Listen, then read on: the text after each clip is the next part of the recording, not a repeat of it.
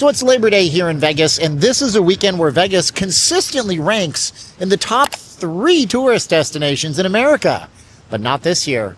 This year has casino CEOs, hotels, and the industry shaking for what comes next. Yeah, in this video, we're going to go over the newest data drop from the LVCVA of what the numbers for July were like and whether or not these casinos are really panicking, because at the end of the day, it's not about you.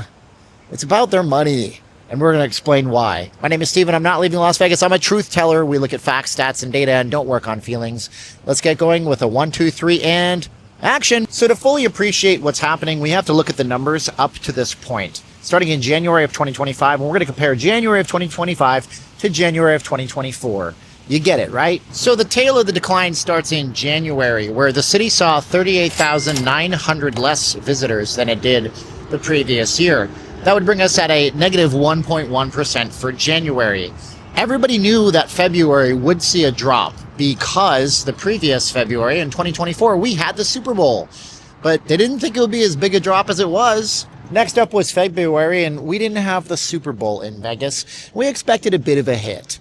This hit, however, was 11.9%, a number which will pop up in the future as I'm giving you these numbers. Yeah, there was a net loss of 401,000 people in the city in February. But again, the Super Bowl, right? So it should definitely get better in March. Shouldn't it get better than March? No, it doesn't get better in March. It gets quite worse. So remember that January, new president was inaugurated. People may be a little uncertain on their money. And then that February, well, we can't expect to beat the Super Bowl year from last year. But March was a disaster.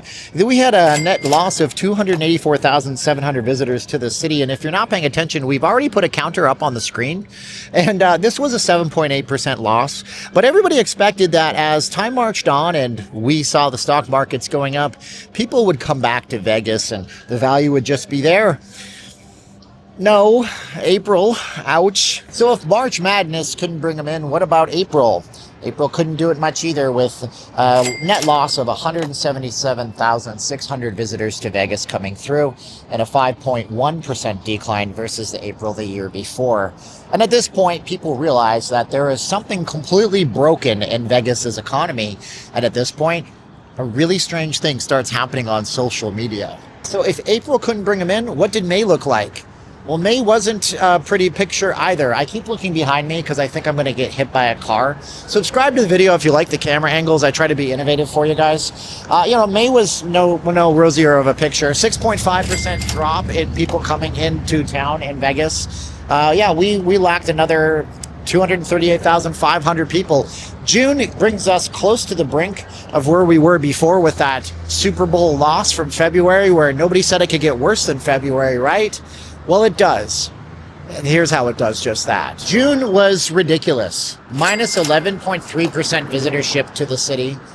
Occupancies in the hotels start dipping and dropping. The RevPAR, which is the revenue per average room for the city, drags the entire nation down. I made videos on this. I'll post up a playlist for all the economics videos on my channel that you can go check out. And we see a loss in the city in June of a staggering 395,800 visitors. Now all we got to do, now that we brought you up to the number on the screen, which is a ridiculous 1.959 million people, now all we got to do is talk about those July numbers. July, 4th of July, Independence Day, big travel. Did it happen? Well, the answer sadly is no. So let's dig into the stats and then tell you why casino companies ultimately might not even give a damn about all these stats, because they're still sitting pretty. How you doing out there? How you doing? Yeah, so the month of July is in, and what they did was they stealth dropped this last Friday when the news cycle is largely forgotten and right before a holiday weekend. That's how the news works. That's how they hide things from you. If you don't think they're hiding things from you, wake up. They are. But we had a 12% decline in July. 12%! Remember that February month when we had the Super Bowl here last year and everybody said it's never going to be this bad again? Well, it was worse. July saw a 12% decline. 423,000 less people came into town. And the big picture is actually a lot worse. We have to look at the big picture for an overall year because you have to be able to see the forest and not just a single tree. Am I right? So what about hotel occupancy? Those numbers have to be halfway decent, right? No. Overall occupancy for the town was down 76.1%. So every 100 hotel rooms across the Las Vegas Valley, only 76% of them were full.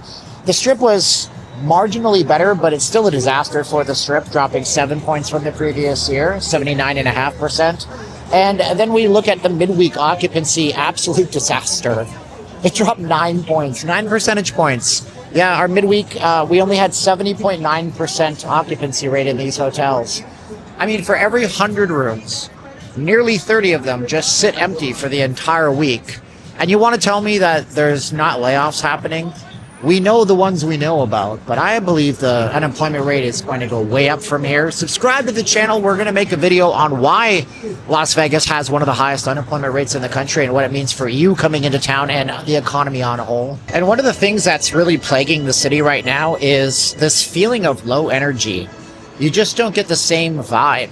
It makes the people that own the Mirage, now to be the Hard Rock behind me, look like geniuses because at least they don't have to staff up the property while Vegas goes through the throes and gets to the other side. And there is another side to this, but it's certainly not a profitable business right now like it used to be to run hotels. The hotel revenue per average room is terrible right now. Now, we did a video about this a couple of weeks ago, and I'll post up a little card on the screen here. The RevPAR, which is the revenue devastation of the city, and in February of 2025, it collapsed 28.9%. In June, it sank even further, 13.5%. In July, it was down 12.1%, which means that in July, just on that 1 month, the casinos lost $75.2 million off of revenues from the rooms. Where do you think they make that money back from? And you know the answer to this because you guys are smart. Type it in the comments below.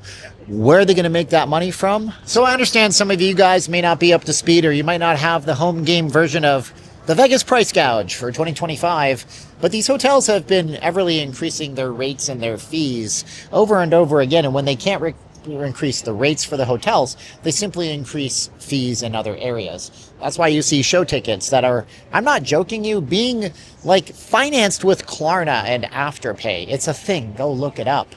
But there's one problem, right? You can't get fees from people who aren't here, which leads us to Harry Reid International Airport. What did that look like? That's funny. You're going to love this. So at this point, it's where everybody tells me to talk about international tourists. We're making the video. Subscribe to the channel. We'll talk about international tourists. But the reality is that Vegas is fueled by domestics. It's always been domestic tourists that come to Vegas most. As a matter of fact, nearly 88% of all of our tourism comes domestically. And that means that Harry Reid plays a pivotal role. That's the name of our airport, by the way. Now, Harry Reid in July saw a net loss of 5.7%. And it's just getting barraged. Heck, there's a rumor that if this keeps up, we're going to see 100,000 passengers less every single day at Harry Reid Airport. How can you even fathom that? But hey, Harry Reid Airport ain't bad. If the drive-ins are good. What are the drive-ins like? Because believe it or not, yeah, we do track that stuff. Especially our friends from California. You know, California, yeah, like governor. So the only stats we do have for daily drive-ins for California date back to June, but it doesn't look pretty. We'll explain why Californians are having such a hard time coming to Vegas in a second, but all you need to know right now is that we track these and it's down 4 to 5% month over month. Meaning that for the fact that 25% of all of our traffic to Vegas every single year comes from California, and we just lost about 5% of all of those visitors. Why is that? That is simple.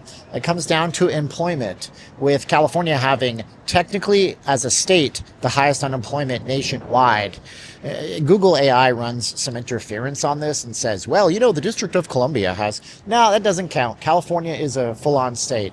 And by the way, it's not like I'm trying to dunk on California, because guess what? Nevada is second worst at 5.4%.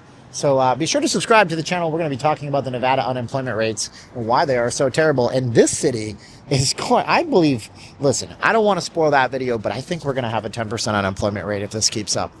But yeah, so everything seems to be down, but there is one thing that's up, and that's why casino owners like this Venetian over here, they don't really care, and that's why you should take note. Now you see the gaming numbers are where nothing makes sense anymore. I just told you a tale.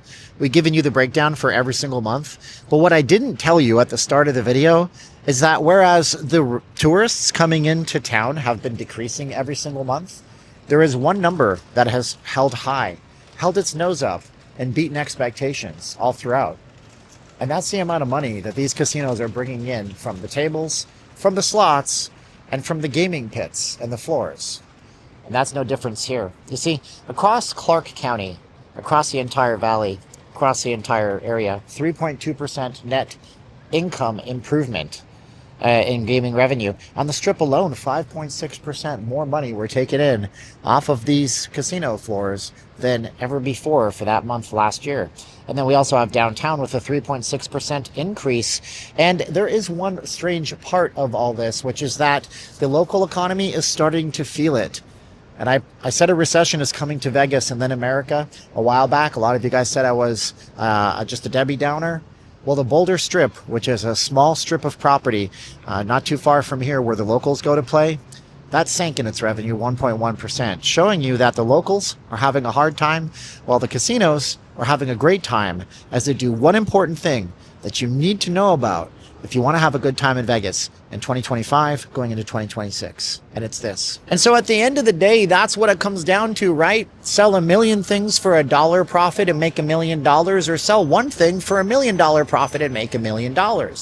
So long as people are coming into Vegas, so long as people are gambling big, the casinos don't have any real reason to clean up their act, so to speak. But until that happens, be sure to subscribe to our channel to get more updates on the economy, not just Vegas. We're kind of covering the economy abroad here a little bit too and how it interacts with Sin City. Make sure you check out our videos on Mondays and Thursdays and our live streams on the weekends. And yeah, did you get 1% smarter? If you did, it costs you 0% to go ahead and subscribe. We got all sorts of ambulances and noise out here. I'm getting a headache. It's super hot. I want to close out the video with telling you that you're the best part of my day. God bless you for watching and wanting to learn more, because you're actually an amazing person for wanting to learn more. So give yourself a little bit of credit for seeing the truth and not just going with what some influencer tells you their feelings are. My name is Steven. Now it's time of the video. I say 3, 2, 1, click. Are you ready? 3, 2, 1, and click!